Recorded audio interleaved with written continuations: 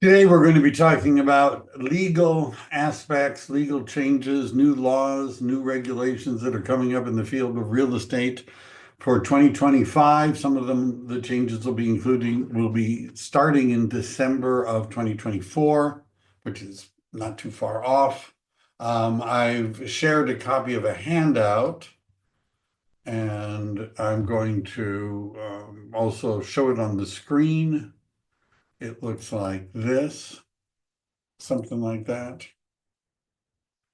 Legal update. And for those of you that are, really wanting to earn extra credit, I've included some links because there's lots of different things that have changed. And if you're more interested in something over the other, then that would be great. You could check on them. If you're looking for the macro view, I have a list here, and we're going to talk about some of these in more specifics. First of all, mandatory buyer broker agreements. And you might be thinking, well, that's not a new thing, right? There is a National Association of Realtors settlement, and it said that we agreed to, use buyer representation agreements. So how is this new? And the answer is there's a California law. And the California Law Assembly Bill 2992, which is effective January 1st, 2025, now makes it a requirement in the law that you have a buyer representation agreement prior to showing property to a buyer. And I'll talk about what that means. What does it mean to show the property? Anyhow, we'll talk about that. Um, And it extends the National Association of Realtors settlement only covered residential properties 1 to 4 units. It did not cover commercial properties nor land, which is a type of commercial property. So the new law also includes land and commercial properties, but there's a difference. So if it is a residential property, which is 1 to 4 units, you have to have a buyer representation agreement before you can show a buyer the property. If it's commercial property, land, or other kinds of commercial property, you need to have a buyer representation agreement before you write the offer. Those are the commercial, it's triggered by the offer. In residential, it's triggered by showing the property. You need to be careful out there because there are testers. They have other names, but legally they're called testers, and they're testing the system. Let me give you an example. Let's say I'm a listing agent and I get an offer on my listing, and in the offer, they pick paragraph 3G3 that says the seller's going to pay the buyer agent compensation. They included a copy of the SPBB, which, by the way, is going to be going away in December. Everything's going to be incorporated into the RPA, the Residential Purchase Agreement, but they've included the SPBB, the seller payment of buyer broker, and they've given a copy of the buyer representation agreement signed by the buyer and the buyer's agent for proof that this is in fact the amount the buyer's agent was promised to be paid. But I'm looking at it, and I happen to notice that the signing of the buyer representation agreement occurred 5 minutes or even less before the buyer signed the residential purchase agreement.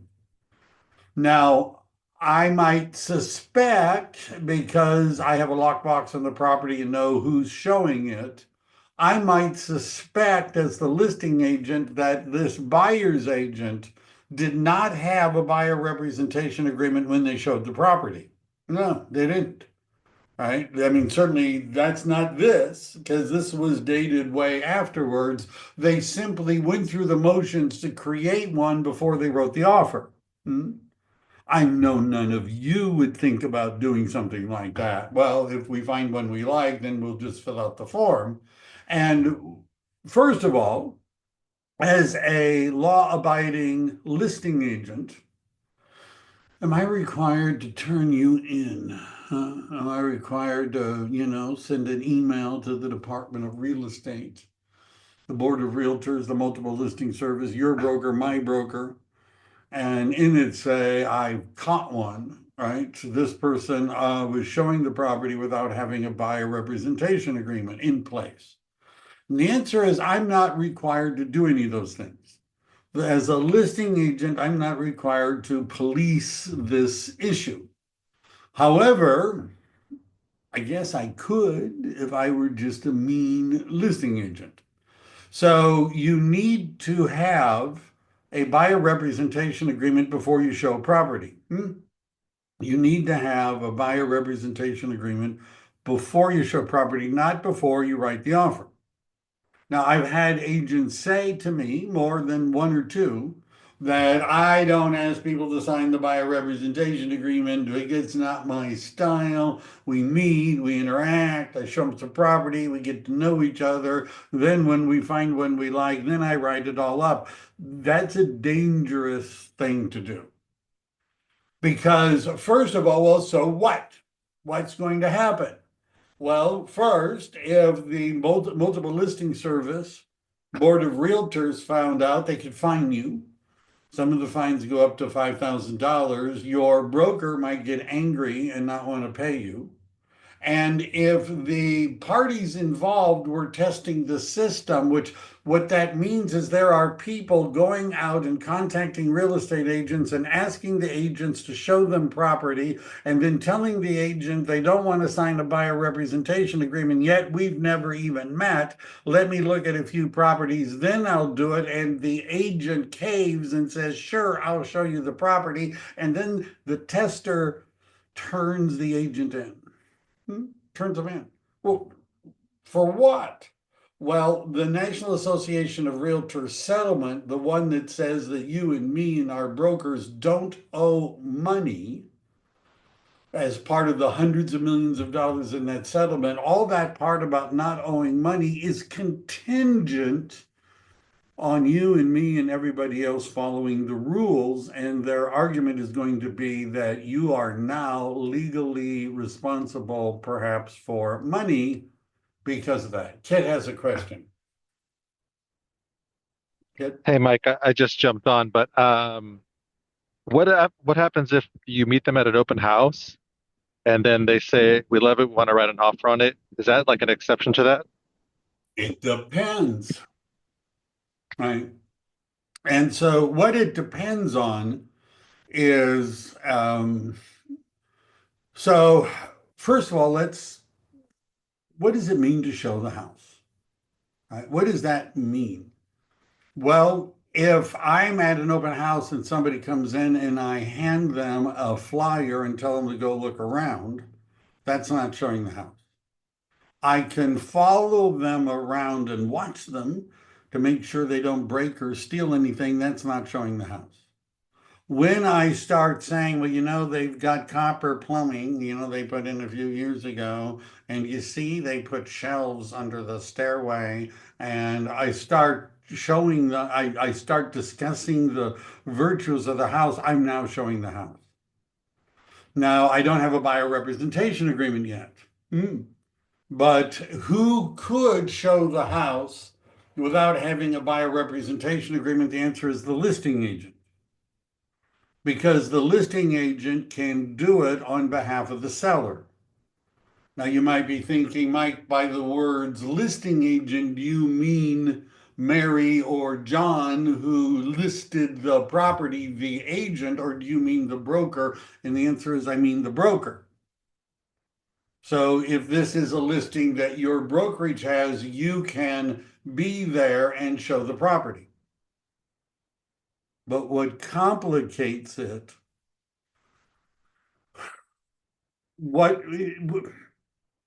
as soon as you start to give them advice and you're talking about other properties, you're now entering into a buyer representation arrangement, at which point a buyer representation agreement would be called in. What's going to be happening is that we are much more likely to use the CAR, open house non-agency form, which is a form that we could give to somebody that says, we are showing you the property as an agent of the seller. You understand, if I'm work for the listing agent and I'm showing a property at an open house to a buyer, I'm doing this on behalf of the seller, and the law says that I have to make certain that the buyer prospect understands that I am doing this as the seller's agent. Because you see, what happens is, let's say I'm friendly, I'm informative, I'm answering their questions, I'm giving them suggestions, and then later the buyer comes back and says, well, we thought Kit, he was so nice. We were certain he was representing us. He was so helpful. He was telling us about the neighborhoods. We thought he was our agent at the open house. But you're not, you're the agent of the seller. So the open house non-agency form is one of the forms that you could use. It's a sign-in form you could use at an open house, that somebody can sign in and say, I realize that I don't have an agent, I'm not being represented at this time, that this agent that I'm meeting works for the seller, not me. There's also a form called buyer non-agency, BNA form, which is a form you can give to a buyer where you're saying, I ain't your agent. And this again would be something a listing agent would give. The listing agent is allowed to show the property, but has to have it clear that they're not doing it as an agent of the buyer. And there's two forms, the open house non-agency form or the buyer non-agency form. Clear as mud. What this is likely to do is to encourage buyers to pick an agent before they start doing a lot of stuff. Right, but you can get, there's a form, people can fill it out, say, yeah, I realize, nobody here is my agent, I get it. And then when they say, well, we're curious, we're interested, well, then you would say, well, in order for you to get a really good deal in buying a home, you're going to need to have a strategy. You can see there's a lot of new rules. What I'd like to do is schedule a time to go over strategies for getting the best deal possible. When you're buying a home in a market like we're in today, you do want to get the best deal possible. Okay, great. Let's pick a time when we could get together. All right, and then I would, move to that where you can talk about buyer representation and go through the process. And by the way, I'm going to be they're modifying some of these things. Surprise, surprise. So there'll be new forms in December. Yay. So my series Fun with Forms is going to, take off again. And I'm going to be going through filling them out and doing those other things. Does anybody know, this is one of my throwaway questions. How many forms are there in zip forms? Anybody have an idea? I'm going to throw out 173. 173. Very good answer, but not a winner. Anyone else? I'm gonna go lower at 113. 113. You're going in the wrong direction, Michael. I'm just saying. There is over 250. That's it. And of course, as a real estate agent, you're required under your standard of care to know and understand all of them, right? Help fill them out. Well, maybe not. That's why people like me and the board of the brokers at EXP are available to help you. And when I'm going through some of this stuff today, what I want you to realize is that it is not your responsibility. Where I'm not going with this is you need to learn all these rules right now and be able to pass a test. Right? The one about buyer representation, you ought to know those rules. But whether or not it's a junior ADU or an ADU and what are the differences in permits and things like that, just keep in mind that if you're selling a property with an ADU, there are issues. And talk to me or talk to the brokers at EXP, right? Because there are certain issues that come up. So this is designed to give you an idea of what these new issues are, but we don't expect you to become an expert in all these things, not for a week or two. All right, so we're going to go more into that shift in buyer agent compensation. So, yeah, what was the issue for those of you that are not steeped in the National Association of Realtors settlement? Is the idea that the amount the buyer's agent was being paid was not determined by the buyer.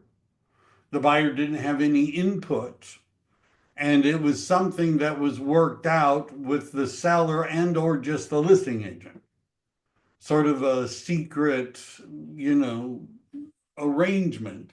So buyers didn't know how their agent was being paid or who was paying their agent or what the agent was. They didn't know anything because there's no reason for them to know anything. Everything was handled outside of this, in a different system.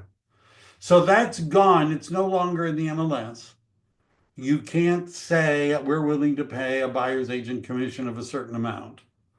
It's not necessarily a good idea to communicate that in other ways if you represent the seller, like flyers and things like that. All you need to do is say that the seller is open to concessions to the buyer for the buyer's agent commission. Don't put that in the MLS.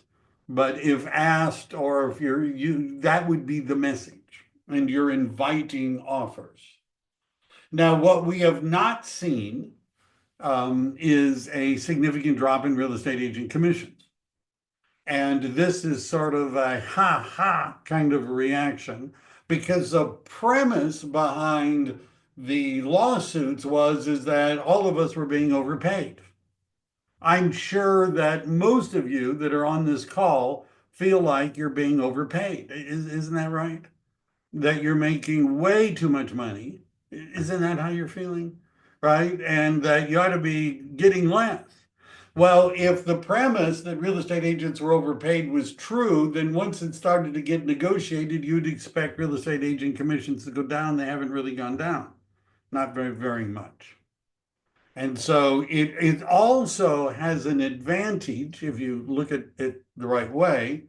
And the advantage is that most buyer agents never bothered to really explain to their clients what they did and how they earned a commission. You didn't have to talk about commissions. You didn't have to talk about what you did. Really, not that much. You just showed them houses. They liked the house. You wrote the offer. You got something. But now you're in a position where you're going to need to explain to the buyer, look, this is all the stuff I do.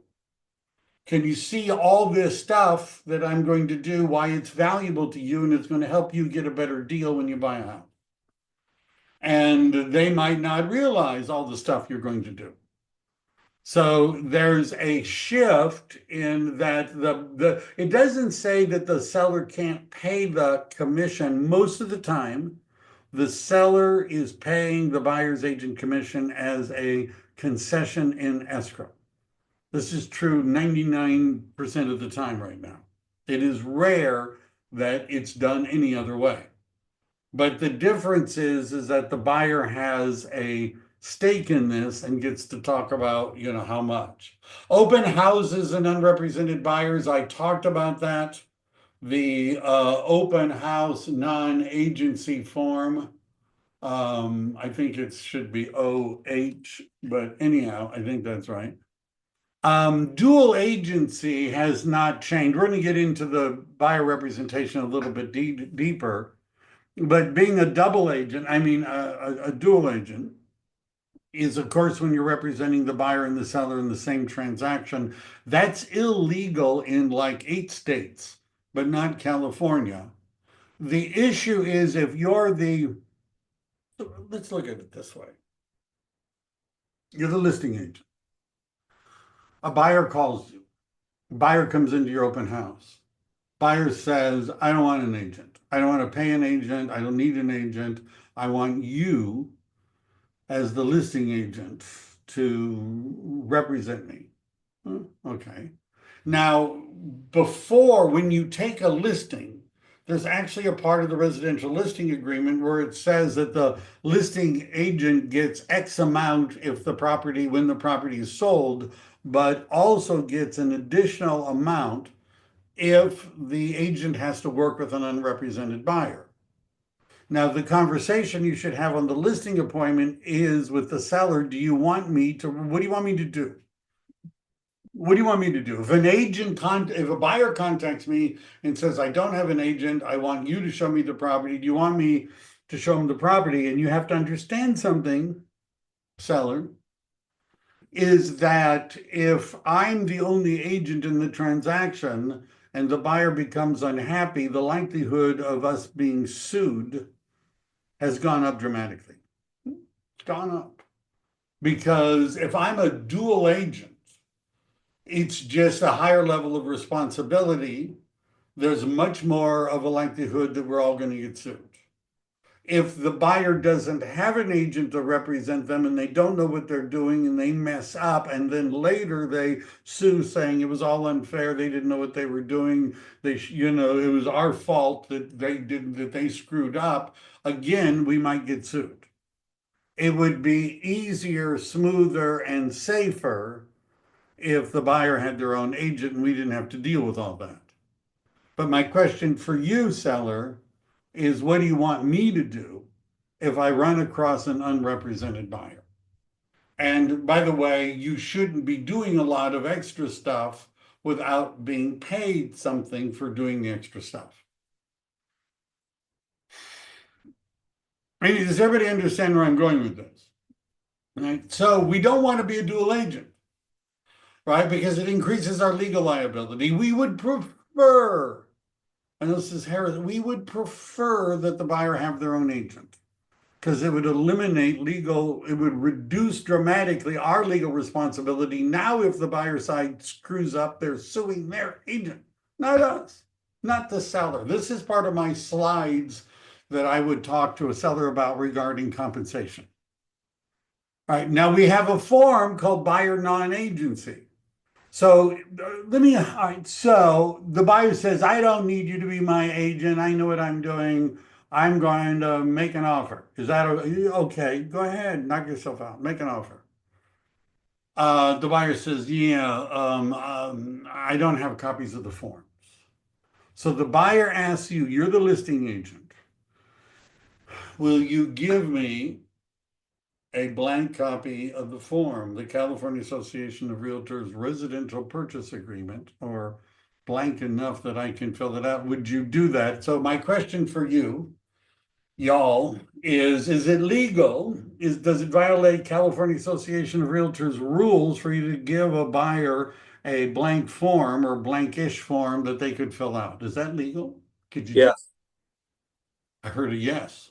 Yes. Somebody that sounded sure of themselves, and they That must. was from Debbie from EXP. Well, good for Debbie. I didn't hear that from Debbie, but we are all in the lane. Is it illegal? It's Legal. it's supposed to be illegal because they don't pay for the association fees and they're not associated with the board and they're not agent. So for me, it's illegal. I don't know.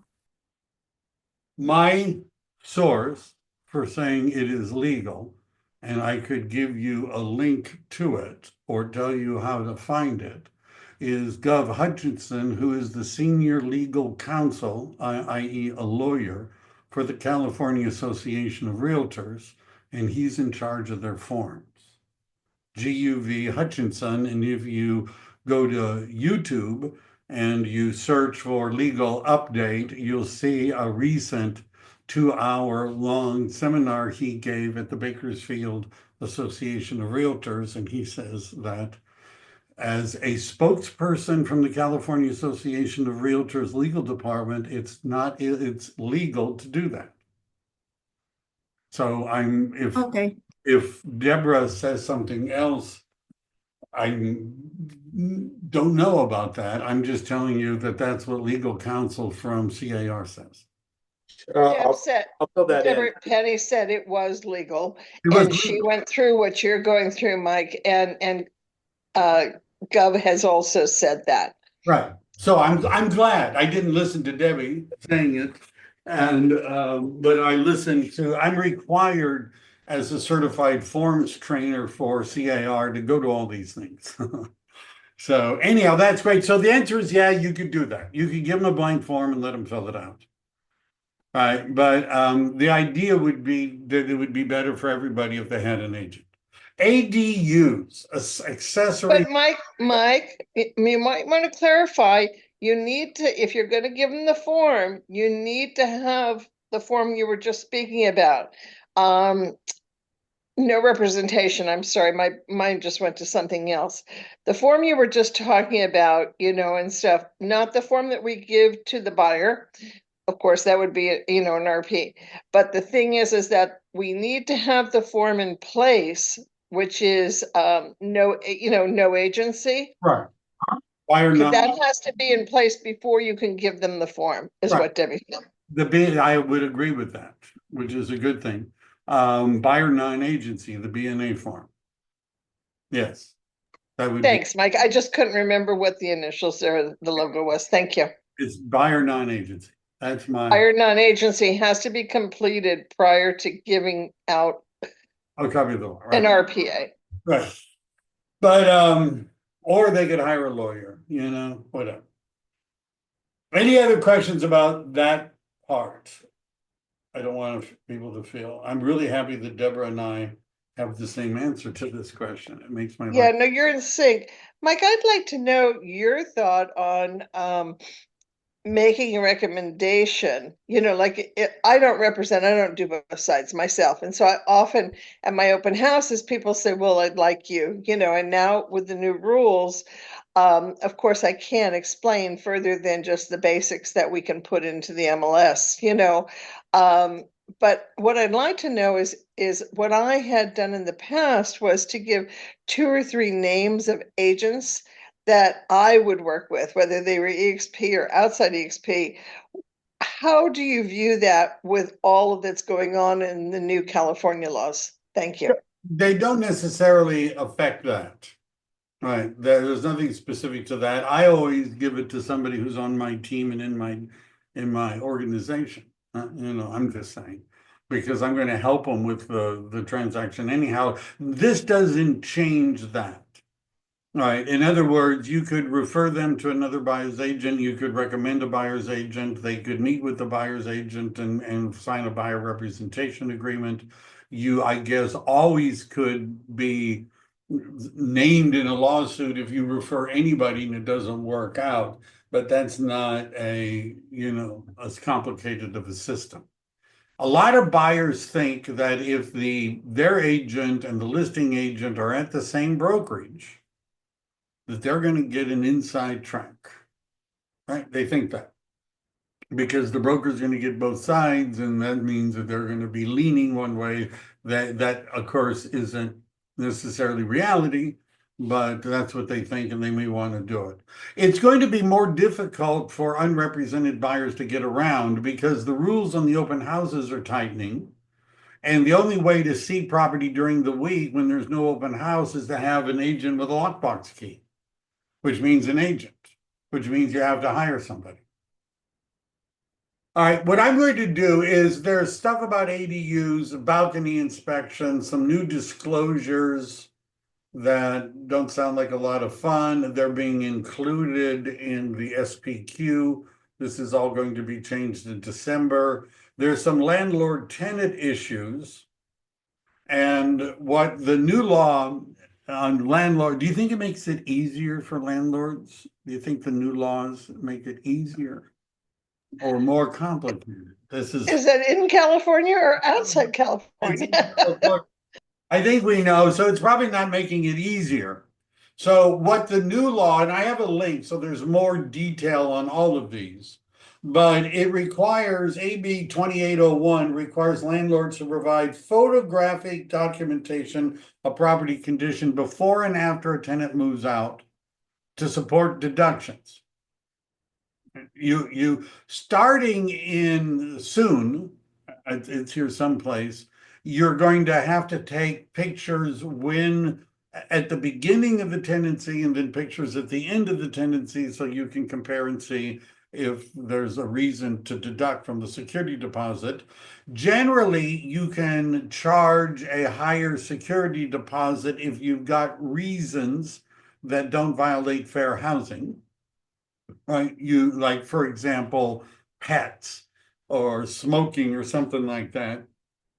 But if it's a service member, you can't charge them a higher security deposit unless there's than other tenants. It was just added. I don't know that that was a problem, but there it is. AB 2347 says you have more time if you're a tenant to respond to an eviction notice. SB Senate Bill 1103 extends certain rights to small commercial tenants, which is a notice of the rent increase. There's more details later. Now, SB 1051, protection for victims of domestic violence. So if somebody is renting and in the complex or in the unit or not, there is somebody that has inflicted domestic violence, and the tenant tells the landlord, I need you to change the locks. The landlord has to change the locks in 24 hours at the landlord's expense, or the tenant can do it themselves and deduct it from what they owe in rent. And the person for whom they're changing the locks to keep out can either be somebody who is living in the unit or somebody who is not living in the unit but has a key to the unit. And there's more details about that. There's some stuff on loan fraud, probate, swimming pool safety. This is just, this is welcome to. Now, what I've included are some links. So the first one is a more in-depth of what's going on with the buyer representation agreements, what it means. There are differences between the existing NAR settlement and the new law. I'll give you an example of the difference. Under the NAR settlement, let's say I have a real estate broker's license, but I am not a member of the Association of Realtors, right? That's a union. I don't have to join, right? I'm not a member of the multiple listing service. I got Zillow. Everybody's got Zillow. I don't need the MLS. And I'm showing property to buyers without a buyer representation agreement. I'm ignoring all that. Well, as of today, I haven't done anything particularly wrong, because the NAR settlement is a settlement by the Association of Realtors and the MLSs, of which I am not a member. And in commercial real estate, a lot of times they're not members of the Board of Realtors or the MLS. What's different about AB 2992 is that this is written into part of the law that the Department of Real Estate enforces. And if you are violating this law, showing property to buyers without a buyer representation agreement, and the Department of Real Estate finds out, they will fine you. They like to fine real estate agents, and they could eventually discipline you. And this is all being tested. The Department of Real Estate is going to test. What the Department of Real Estate is going to do is see if they can talk you into showing them property without a buyer representation agreement. They'll say, well, could you just let me see the property? I just would like to look at the property. If we like you and like the property, then sure, we'll be able to sign something, but can you just show us the property first? And you say, oh, okay. I'll meet you there. Well, you better hope that the person that you were communicating with was not a tester for the lawsuit or a tester for the Department of Real Estate. We know that some of these testers have showed up to open houses. And what they're attempting to do is to get the agent to show them the house without a buyer representation agreement. Can you explain why this is, what the schools are like? What does the comparative market analysis show? What are the comps like? Have you had any they're asking showing real estate questions just to see if you answer. And then they can turn you in and say you're not following the rules. And not following the rules with the NAR settlement means that you could be open to civil litigation, and not following the rules with the Department of Real Estate means fine and suspensions and other bad stuff. As I already see, plus the new rule includes land and commercial property. And if you don't have a agreement that fits, then it's void. Notice leases and rental. Let's just talk about that. I don't know how many of you do leases or rentals. Would you stay on, Mike, where you were? Because the new law, AB 2992, now says right here on your slide, it changes it. I'm very confused by this. Gina went over this in Tuesday's meeting. But the thing is that it says now you don't have to have the form signed. The AB bill that just passed, effective January 1, says it has to be before you write an offer. It's really a little confusing, isn't it? Because now Debbie said, or Gina said, and Debbie said yesterday, that it now, whichever is the stricter of the two, is what you should do. Right. And I'd love you to speak to that on how you're handling this or advising your team. Okay. So there are two different laws, which is what makes it confusing, let's just say. One of them is the law, the new law, as you heard, applies to when you write the offer. You have to have it. And the other law says before you tour property. So, and it's not a law, it's a settlement. So if you're not having a buyer representation agreement before you show property, then you violated the NAR settlement. If you're writing offers without having it, you violated the new law as well. And my understanding that they're still filling in some of the blanks to this. But the AB, the Assembly Bill says before writing a property, before writing an offer. The NAR settlement says before touring the property. Notice I've highlighted those. So we have two things that are regulating us, the NAR settlement and the Assembly Bill. Buyers, to make it simple, buyers, before you show them property, you need a buyer representation agreement. And buyers that,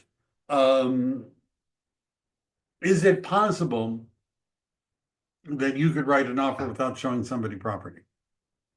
I have. Right, they went to an open house, they just liked what they saw the 3D tour and they wanted to buy it.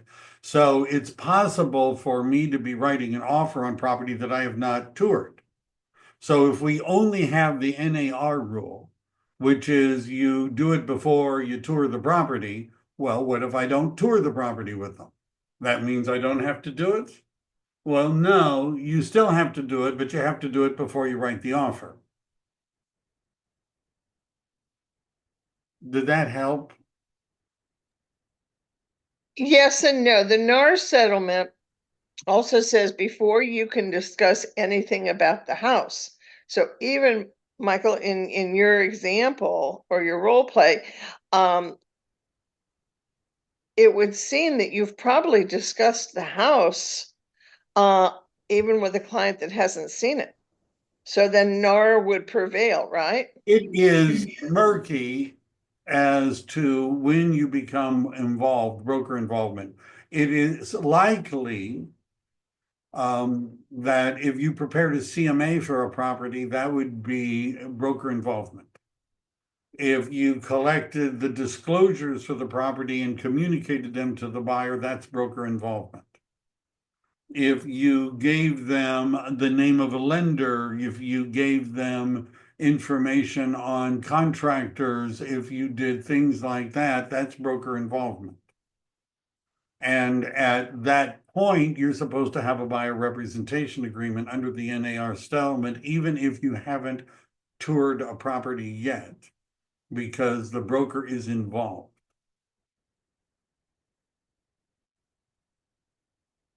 And Michael is correct, we're bound by both. If I send a buyer the virtual tour, should they complete? No. Sending tours and automated email alerts is not a broker involvement, because the virtual tour, they could get on Zillow and Redfin and Realtor.com and Homes.com, etc. Giving somebody a flyer and answering questions that are on the flyer is not broker involvement. It's when you go beyond that it becomes broker involvement. It has always been true that before you show property, before you spend a lot of time with the buyer, that you have a formal meeting with them. There are videos of me that go back decades where I'm preaching, like I always am, about if you have not met with the buyer and had an appointment, the chances of you getting paid go down dramatically. And this is back when it said in the MLS how much you'd get paid. Because you need to have a formal consultation with the buyer and explain to them what's going on. Explain to them and get their understanding and commitment to the process. Now it's just required. And you ought to embrace it and say, look, I'm required to do this. And it's a good thing. Because we need to understand, what we're doing. Can I mention leases for a moment then? Or is there another question about this? we're going to be doing more. Some of this is still fresh. Leases. Are rentals covered by either of the law, either the NAR settlement or the new assembly bill? In other words, does the law now say that I can't show a tenant property without a tenant representation agreement? Is that what the law says? The answer is no. Now, CAR has a tenant representation agreement, but where the rub is that in the past, the agents that listed the tenancies would put in the MLS, this is how much you're going to get if you find a tenant for this rental. Well, that's gone, not because the law requires it to be gone, but because of a software issue. To have those fields available for some things, but not other things, is a big pain, and they're not going to do it. So those fields are gone from the MLS. So you're what would you do? My suggestion is you just go ahead and write it up. Is there an agreement you could use that would specify that you're going to get a commission if the tenant rents the property? The answer is yes. It's called, there's a tenant commission agreement, or a lease LC. It's a lease commission agreement is what the proper wording is. And it could be that the landlord pays, it could be that the tenant pays, it could be that they both pay. But this is something to think about. If you're representing a tenant, it's not a sure thing right now that you're going to be paid so much to do it. You'd negotiate with the tenant what would be a fair amount. All right. The agreement cannot be longer than 3 months. That's both NAR as well as the assembly bill. No automatic renewals. It can be renewed, but it isn't going to be renewed automatically. If it's a corporation, LLC, or partnership, you can have it for as long as you can convince them to agree to. You're supposed to have agency, negotiable. All of those things are the way they were. So I have a section here that sort of explains the difference between the two, the NAR settlement and the assembly bill. NAR is residential properties 1 to 4 units. It applies to MLS participants. AB, all types of real estate transactions and to all real estate licensees. NAR, it's before you can show the property, and AB 2992 before you can write an offer on the property. It's the difference in the triggers. Commercial property is only covered by AB 2992, whereas residential property is covered by both. And they're looking to see if you're violating the rules. Let me cover a couple things. So there's more about the landlord-tenant relationship. This is something that I'm always excited about because it lets me know what I'm going to be teaching for the next few. They're eliminating the SPBB form. So what's going to happen and I'm going to be doing a new video because they're revising the forms in December as soon as they're out. I've gotten some sneak previews because I'm a certified forms trainer, but they're still, moving stuff around a little bit. So the SPBB, which is the seller payment to a buyer or broker, is going to be gone.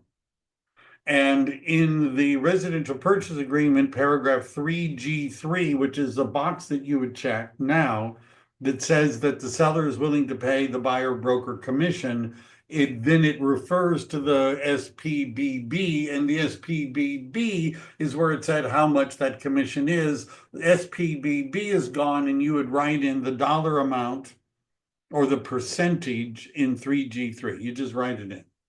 So they're incorporating the information from the SPBB into the residential purchase agreement, so you don't need both forms. And that's Gov Hutchinson, who I was listening to. It's going to be eliminated. The residential purchase agreement is going to be changed to include some of the provisions in the seller payment of the buyer broker form. It's going to make the concession language a little clearer, and that you don't have to do it, and that you have to give them a copy of your buyer representation agreement to prove that's what that's the amount you agreed to. Agency disclosure. That form is going to be updated because the current version of agency disclosure does not mention buyer representation agreements, and it will do that. There are going to be updates to the lease agreements and related form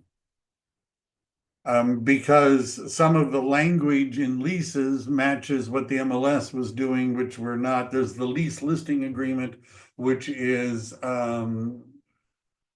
like listing a lease, as it would sound, and in it there's currently a place where you could say we're paying somebody else X amount of compensation. That's going to go away. It's going to look like the residential purchase agreement. The tenant representation and broker compensation agreement is what you would use if you're representing a tenant and helping them lease property. The lease commission agreement is a form that's like the commission agreements that exist for residential properties. It's a simple form that says, so one party or both parties are committing to pay the commission amount. And they're monitoring it because there's some new forms. There's a form for withdrawal of buyer representation. This is what happens if they want to cancel, and a transfer of buyer representation agreement if you switch brokerages, if the agent switches brokerages. You can take your buyers with you. Let's talk about this. All right.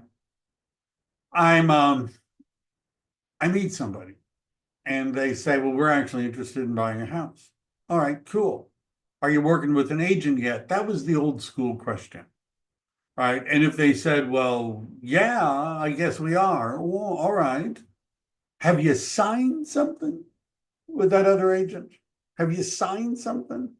that says that you're going to work just with that agent? And then they might say, well, no, we haven't signed anything. Oh, good, right? You're a free agent. You can work with me.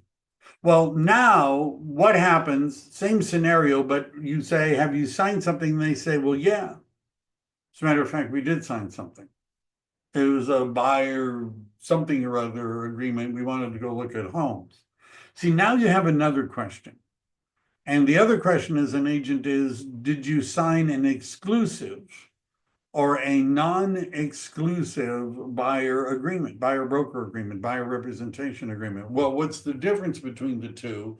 Well, an exclusive one says that you can only work with me as your agent during the term of our agreement. And why would you want that? Because I'm able to give you more of a commitment in terms of my time and my effort if there's an agreement that we're going to work together. Right? I'm going to go out and dig for properties. I'm going to call for sale by owners. I'm going to call expired listings. I'm going to call people in neighborhoods where it is likely that they could sell a house like yours that you want to buy. And I'm going to go digging to get you an off-market property. In order for me to make that kind of a commitment to you, I need you to make a commitment to me that you're just going to be working with me while we're going through that process. Is that okay with you? The buyer says, yeah. All right, so that's an exclusive agreement. Now, what the California Association of Realtors form says is that the buyer has to give 30 days notice to cancel that exclusive agreement. The default setting in the buyer representation agreement is non-exclusive, which means that the buyer could be talking to other agents. However, I would point out, and I have some sample scripts, what I would point out to the buyer is if I perform an involvement action, like I show you the property, I give you a CMA on the property, I get disclosures on the property, I answer questions about the property, I get information about the property, I negotiate. But if I'm doing any of that stuff and you buy that property, you owe me a commission. Well, but I signed an agreement with another agent too. Well, congratulations, you owe 2 commissions. So if you hire multiple agents because you think wouldn't it be better if they were non-exclusive and they overlap in terms of broker involvement on specific properties, you have triggered the possibility that you owe multiple commissions. Wouldn't it be better just to get rid of all that headache and just have one? Does everybody understand? It's not just a question, have they signed an agreement with an agent? It's what did they choose when it comes to this point?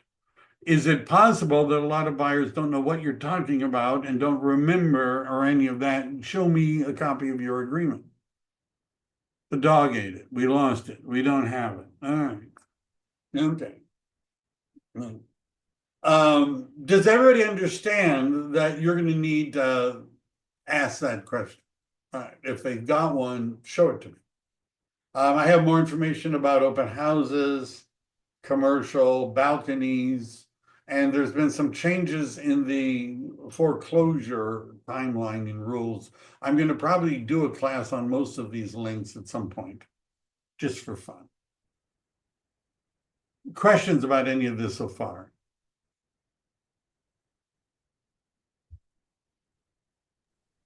Mike, you do an excellent job and you always give, I'm sorry, I just put a piece of chocolate in. You do an excellent job. I don't know if you're aware, EXP is not having any training this week and next week, but the following 2 weeks, they're going to have training Tuesday, Wednesday, and Thursday. And that's the week of December 3rd and the week of December 10th, intense training on these new things and how they want us to handle it. Is this the California broker? This is the EXP, yes. California, Deborah, or others? It's going to be Deborah because it's three different sessions each week That's for fine. 2 It weeks. would have to be Deborah for California, although I show. I see now I understand your question. Yeah. Yeah, well, sometimes Leo is talking about these things, so that's fine. I should probably attend it, although I've just gotten through a long legal thing on it, but I should listen to Deborah. So we're Well, paying this. no, you do a great job. They do it very differently than you because you give a lot of example and role play.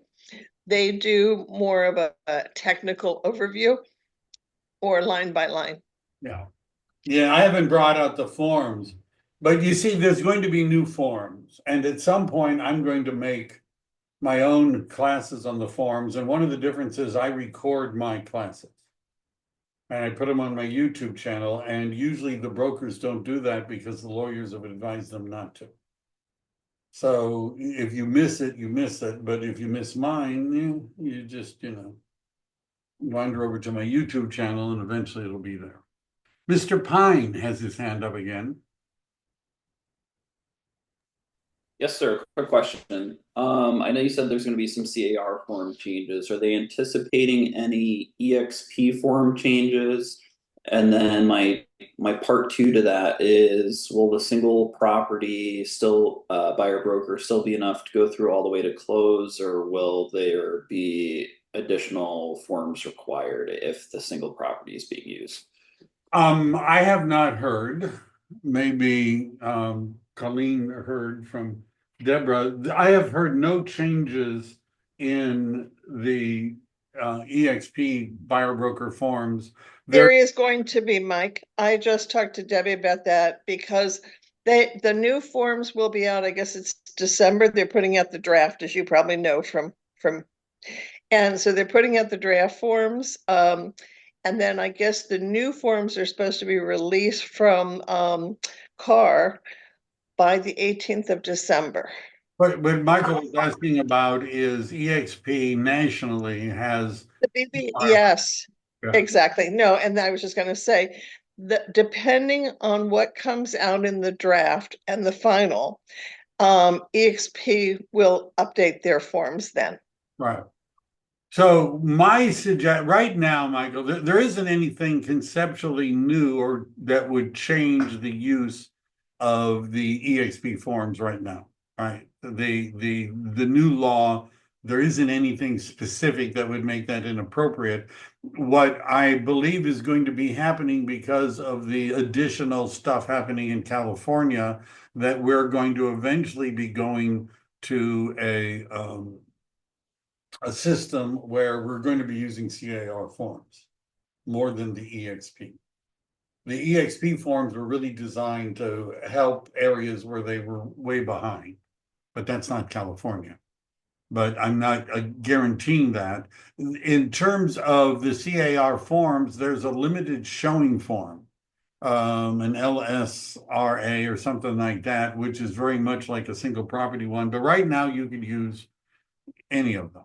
There will be more, will be revealed later. All right. Perfect. Thank you. All right. All right, was that good enough? Yes, that was super informative. Okay. Yes. Thank you. Very helpful. All right. Thank you so much. Is this recorded? Yes, it is. Will it be sent